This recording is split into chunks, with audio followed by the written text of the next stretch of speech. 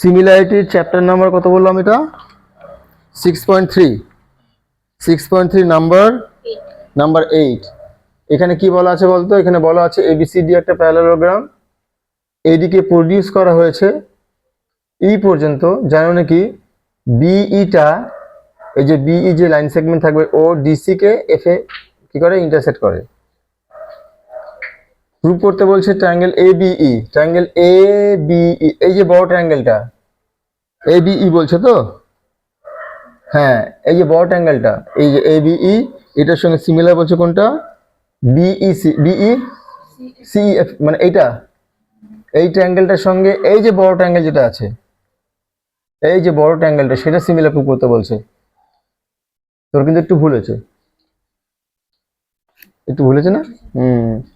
আচ্ছা দেখ এখানে কি হবে, এইখানে যদি আমরা দুটোকে ট্রায়াঙ্গেলটাকে নিই তাহলে আমাদের অল্টারনেট অ্যাঙ্গেল পাচ্ছি একটা, কেননা এটার সঙ্গে এটা কি প্যারালাল না? তাহলে দেখ এটা যদি প্যারালাল হয় এই এই এই একটা, এই অ্যাঙ্গেলটা কি হয়ে গেল? এটা ভার্টিক্যাল কি বলে বললাম, অল্টারনেট হয়ে যাবে। এই অ্যাঙ্গেল দুটো ইকুয়াল। দেখো in triangle ABE and triangle CFB, angle AEB equals to angle CBF না, CBF, angle CBF alternate angles, কেননা এটার সঙ্গে এটা প্যারালাল ছিল জেড, এই জেড প্যাটার্ন চলে এসেছে, এই দুটো সমান হয়ে গেল। এবার angle EAB, angle EAB equals to angle EAB বলছি, EAB BCF, BCF opposite angle of parallelogram, কেননা এই অ্যাঙ্গেলটা এটা একটা প্যারালোগ্রাম না?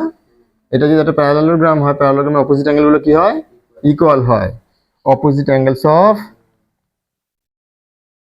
প্যারালোগ্রাম, ব্যাস অ্যাঙ্গেল থেকে হয়ে গেল। দেয়ারফর আমরা বলতে পারি triangle ABE similar triangle CFB, ব্র্যাকেটে হবে অ্যাঙ্গেল ক্রাইটেরিয়া। বোঝা গেল?